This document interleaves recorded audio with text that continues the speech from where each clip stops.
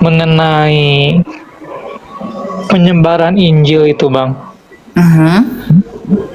Jadi dulu setelah Tuhan Yesus terangkat, kan sebelumnya kan dia bilang tuh, jadikanlah semua bangsa muridku kan ya. Betul. Nah, misalkan nih, anggaplah muridnya Matius nih. Terus dia mana berhasil menjangkau satu orang si A nih, misalkan. Nah, terus orang ini yang telah dijangkau ini, bagaimana cara dia, misalkan kan Tuhan kan suruh kan renunganlah firman Tuhan siang dan malam tuh. Nah, orang-orang pada zaman itu, ketika ibaratnya lah, ketika dia mau bangun pagi itu, kan biasanya kan kita saat teduh nih. Nah, orang-orang zaman dulu itu apa tuh, Bang, yang dia baca tuh? Oke, iya. Apa yang ketika Tuhan Yesus memberi mandat kepada para murid, baptislah orang dalam nama Bapa dan Anak dan Roh Kudus. Nah, apa yang meneguhkan iman orang-orang yang baru dibaptis sedangkan Alkitab belum dikanonkan? Karena Alkitab dikanonkan di Kartago di akhir abad ketiga. Nah, apa yang mereka baca, apa yang mereka pakai? Nah, itulah yang namanya tradisi lisan. Makanya saya itu meskipun Protestan, saya tidak pernah menyalah-nyalahkan gereja Katolik atau gereja Ortodoks. Karena kita itu sebagai orang Protestan, kita itu berhutang besar kepada gereja Katolik dalam hal apa? Kanonisasi kitab suci, penerusan surat-surat rasul, pastoral, gitu. Jadi makanya alasan ini yang membuat kita sebenarnya antar gereja itu nggak boleh saling membenci, nggak boleh saling menghina, itu nggak bisa.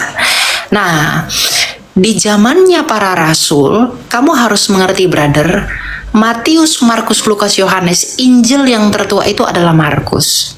Dan Injil Markus itu sudah selesai ditulis pada tahun 50. Sedangkan mandat itu Tuhan Yesus berikan sekitar tahun 33. Kalau kita menghitung dari tahun 0. Nah, apa yang mereka pakai seketika Injil itu masih ditulis? Belum ditulis misalnya antara tahun 30 sampai tahun 50. Itu tadi. Tradisi lisan tadi. Lisan, Injil lisan. Kan kitab suci kita itu kan kesaksian para rasul, kesaksian orang banyak mengenai siapa Kristus. Nah, Rasul Petrus pergi ke orang-orang, dia menginjili Tuhan Yesus begini karena jarak peristiwa yang mereka ucapkan dengan peristiwanya Kristus itu tidak jauh, jadi mereka bisa percaya. Nah, ketika murid-murid ini semakin banyak, Petrus membaptis 3.000 orang dan lain sebagainya, menjadi percaya ya, menjadi banyak. Nah, ini berkumpul, lalu para bapak-bapak apostolik, rasul-rasul membaptiskan, mentabiskan bapak-bapak apostolik, mentabiskan bapak-bapak gereja, akhirnya kitab suci dikanonkan oleh gereja. Jadi kitab suci terkanon oleh gereja itu bukan ada, itu tidak terjadi. Kanonisasi Alkitab itu tidak terjadi ketika rasul-rasul masih hidup. Rasul-rasul semua sudah mati. Yang ada bapak-bapak gereja, bapak-bapak apostolik yang ada di dalam gereja yang kemudian mengkanonkan kitab suci. Itulah yang kita pakai sekarang. Karena kanonisasi kitab suci, meskipun surat-surat itu sudah ada sejak abad pertama, itu baru rampung dikumpulkan, dikodifikasi menjadi satu, itu di akhir abad ketiga. Jadi itu tadi tradisi lisan. Ya, kita baca ayatnya ya.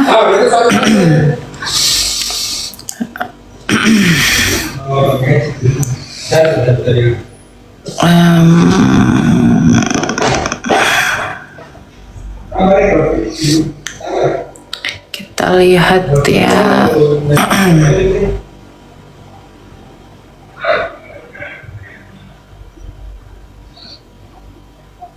Nih, 2 Tesalonika 2 ayat 15.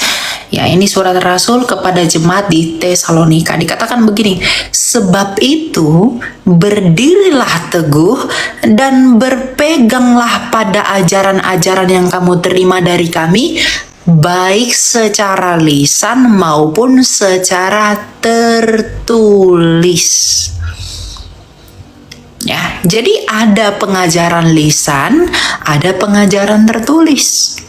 Pengajaran tertulis ini yang kemudian disalin ulang, dikumpulkan menjadi kitab suci. Tapi sebelum itu disalin, itu pengajaran lisan dulu. Nah, gitu ya. Jadi sebab paradeisos kalau dalam bahasa Yunaninya.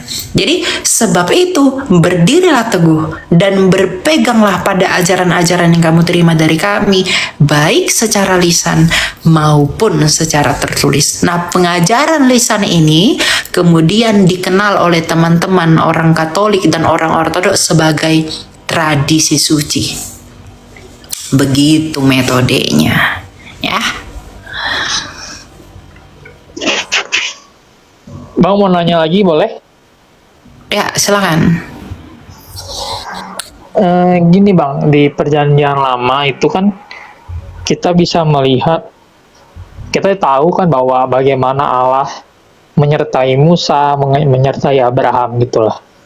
Ya. Nah, ke peristiwa itu, saat kejadian itu, saat itu, apakah bangsa di daerah lain, misalkan selain Timur Tengah, mendengarkan hal yang sama nggak sih Bang?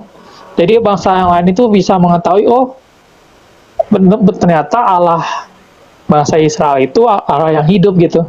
Apakah bangsa di daerah lain di saat yang sama juga mendengar berita itu bahwa oh Musa dan Abraham ini disertai oleh Allah, gitu gimana tuh Bang? Bangsa-bangsa yang berperang dengan Israel pada zaman itu dalam rangka merebut tanah Kanaan itu mendengar berita itu. Mereka tahu Allah mereka luar biasa, semua orang telah dikalahkan. Kan mereka ketika berjalan untuk memasuki tanah Kanaan, mereka kan berperang. Melawan orang-orang Filistin lah, melawan orang ini, orang itu. Ya, mereka berperang. Dan orang itu tahu, dan mereka itu tahu bahwa Allahnya Israel itu Allah yang hidup. Dan mereka mendengar kabar bahwa musuh-musuh sebelumnya itu ditaklukkan oleh Israel. Maka ketika Israel memasuki tanah perjanjian, mereka memerangi orang di sana, mereka kalah. Mereka tahu itu. Tapi seluruh dunia apakah tahu di luar dari bangsa-bangsa yang memang berperang dengan Israel? Tidak tahu. Gitu. Karena Allah berbicara kepada Musa itu melalui Kristofaninya, melalui Sang Mimra Hadafar Elohim. Tidak semua yang bisa lihat itu. Gitu. Tapi orang-orang yang menjadi lawan Israel pada masa itu tahu bahwa memang Allah Israel itu hidup. Gitu. Terus gimana dong Bang? Bangsa-bangsa yang lain gitu, misalkan di luar Timur Tengah deh, misalkan di benua Australia gitu misalkan ya. Gimana dong biar mereka di saat itu biar mereka mendengarkan Injil keselamatan, gimana dong? Mereka belum mendengar Injil. Makanya mereka nanti akan dihakimi menurut hati nurani mereka dalam Roma 2 ayat 11 dan 16. Karena di dalam Roma 2 itu ayat 11 sampai 16 itu Rasul Paulus memiliki argumentasi bahwa di luar bangsa Israel, orang-orang yang sama sekali belum pernah mendengarkan tentang Allah, di dalam hati nurani mereka Tuhan itu menanamkan hukum Taurat. Dan oleh karena hati nurani mereka itu, itulah yang menjadi Taurat bagi diri mereka sendiri. Gitu loh. Jadi misalnya orang di pedalaman yang tidak kenal Musa, yang tidak kenal Yesus, bagaimana mereka akan diselamatkan Elia? Mereka akan dibenarkan oleh hati nurani mereka, mereka akan dihukum oleh karena hati nurani mereka juga. Dan hal itu akan tampak pada hari bila mana Allah melalui Yesus Kristus menghakimi segala sesuatu. Gitu, itulah keadilan Allah. Jadi bisa nggak sih Bang ditarik kesimpulan bahwa kalau mengenai itu kedaulatan Allah gitu, atau gimana tuh? Itu kedaulatan Allah, tapi kedaulatan Allah itu tidak mengesampingkan atau menafikan keadilannya Dia. Keadilannya tetap dijalankan. Kalau orang-orang yang sama sekali belum pernah mendengarkan Tuhan Yesus, kita baca ayatnya ya. Roma 2 ayat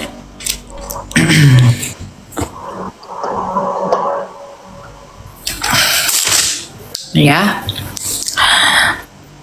Ayat 14. Sebab apabila bangsa-bangsa lain yang tidak memiliki hukum Taurat oleh dorongan diri sendiri melakukan apa yang dituntut oleh Taurat, maka mereka menjadi hukum Taurat bagi diri mereka sendiri walaupun mereka tidak memiliki hukum Taurat. Dengan itu mereka menunjukkan bahwa isi hukum Taurat ada tertulis di dalam hati mereka, dan hati nurani mereka turut bersaksi, dan pikiran mereka saling menuduh atau saling membela. Jadi misalnya orang-orang di pedalaman, mereka punya aturan tersendiri menurut hati nurani, menurut apa yang dituntut oleh hati nurani mereka. Kalau mereka melanggar apa yang dituntut hati nurani mereka, mereka menjadi berdosa atas hati nurani mereka sendiri. Maka Kristus akan mengadili mereka oleh karena hal itu. Tapi ketika mereka melakukan sesuatu yang benar menurut hati nurani mereka, maka Kristus akan membenarkan mereka menurut hati nurani mereka itu. Gitu. Oke Bang, mau nanya Bang terakhir boleh Bang? Oh ya, silakan. Ada banyak soal yang mau naik, tapi nggak apa-apa. Satu lagi, silakan. Terakhir Bang, terakhir. Ya. Ini Bang, apa kan manusia itu kan waktu dibuat itu kan segambar dan serupa dengan Allah tuh ya. Betul. Berarti kan di situ ada hikmatnya Allah gitu ketika manusia dibuat. Nah yang kutanyakan, kejadian waktu Hawa makan buah itu sebetulnya apa ya yang membuat Hawa itu akhirnya tergoda gitu? Apakah dia nggak berhikmat padahal kan dia segambar dan serupa dengan Allah tuh Bang, tapi di saat itu tiba-tiba seakan-akan dengan mudahnya dia tergoda untuk makan buah itu. Nah itu gimana tuh Bang? Iya. Hawa makan buah itu, coba inilah uniknya Alkitab. Ketika Hawa makan buah itu, apakah Tuhan langsung marah? Enggak. Karena hukum itu diberikan ketika Hawa belum ada. Tapi ketika Hawa berikan kepada Adam, dan Adam menuruti apa yang Hawa katakan, maka Tuhan langsung cari Adam, di manakah engkau Adam?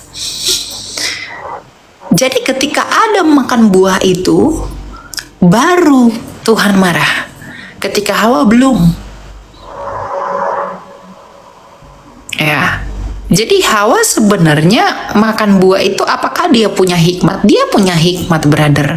Tapi dia menggunakan hikmatnya itu untuk apa? Untuk mengikuti godaan iblis, godaan setan itu.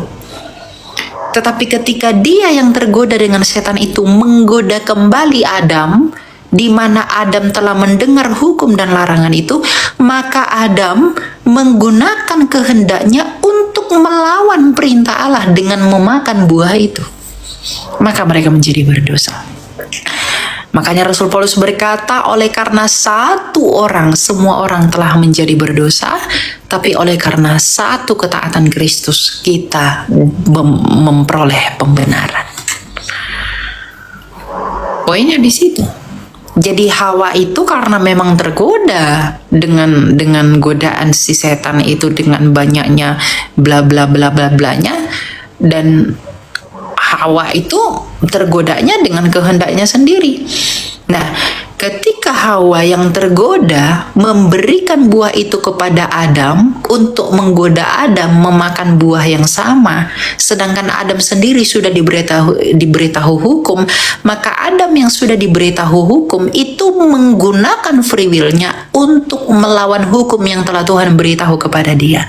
Dengan memakan buah itu artinya ia memberontak kepada hukum Allah, dengan demikian ia menjadi berdosa. Maka penyebab dosa itu sejak semula adalah pemberontakan atau ketidaktaatan. Gitu. Ya. Oke Bang. Makasih banyak ya Bang ya, Tuhan Yesus berkati. Oke.